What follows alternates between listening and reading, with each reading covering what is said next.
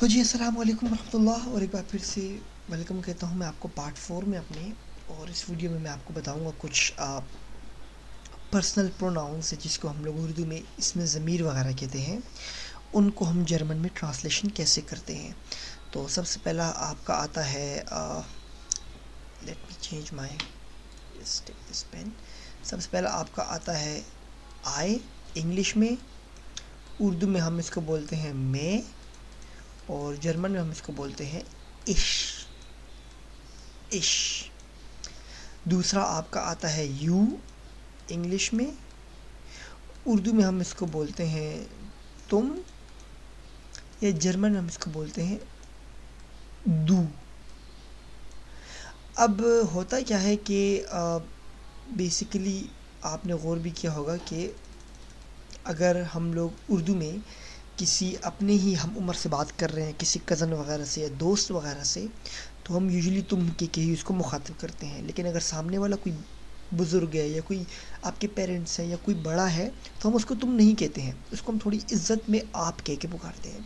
यहाँ पे भी यही सीन होता है जर्मन में। अगर आप सामने वाला आपका दोस्त वगैरह है या कोलीग वगैरह है तो आप उसको दू ही कह के पुकारते हो। लेकिन अगर सामने वाला आपका बॉस है या कोई अंकल है या आंटी है या कोई दोस्त वगैरह है बूढ़ा सा, तो आप उसको जी कह के पुकारते हैं।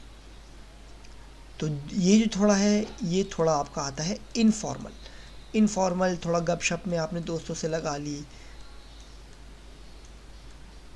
और ये जो आपका आता है, ये आता है आपका फॉर्मल, बॉस के साथ किसी कंपनी में आप मीटिंग के लिए गए हुए हैं तो एज अ फॉर्मल।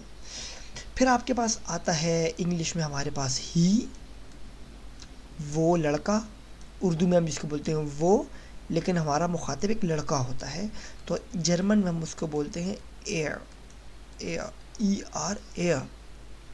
फिर आपके पास आता है इंग्लिश में शी, जब आप किसी लड़की को मुखातिब कर रहे होते हैं, वो लड़की।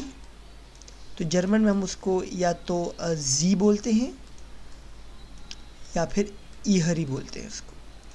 अब एक बात कन्फ्यूजिंग होगी आपके लिए कि आप बोलोगे कि ये भी एक जी आ रहा है और ये भी एक जी आ रहा है। तो ऐसे बहुत सारे वर्ड्स होते हैं जर्मन में, जर्मन ज़ुबान में, जो काफ़ी सिमिलैरिटी होते हैं, तो वो कॉन्टेक्स्ट के लिहाज से बोले जाते हैं।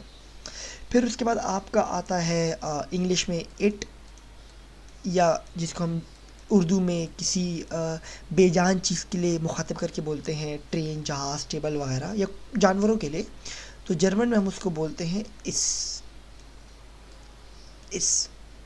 फिर आपका इंग्लिश में आता है वी, जिसको हम उर्दू में बोलते हैं हम, और जर्मन में हम उसको बोलते हैं वियर, वियर।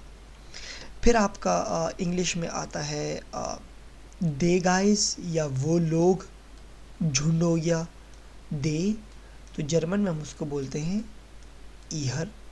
अब देखिए यहाँ पे दोबारा आपके पास वही आ गया, ये भी ईहर है और ये भी ईहर है। तो वही बात आ गई कि सब अपने कॉन्टेक्स्ट पे डिपेंड करता है कि आप किसके मुतल्लिक बात कर रहे हैं।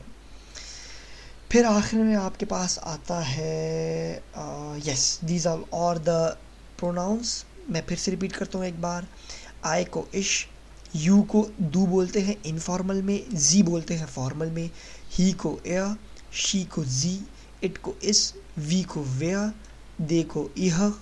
ये तमाम पर्सनल प्रोनाउंस थे, और अच्छा होगा अगर आप इनको मेमोराइज़ कर लें, क्योंकि आगे आने वाले लेक्चर्स में जब हम अपने वर्ब और नाउंस के साथ सेंटेंस बनाना सीखेंगे तो ये आपको काफ़ी मदद देंगे।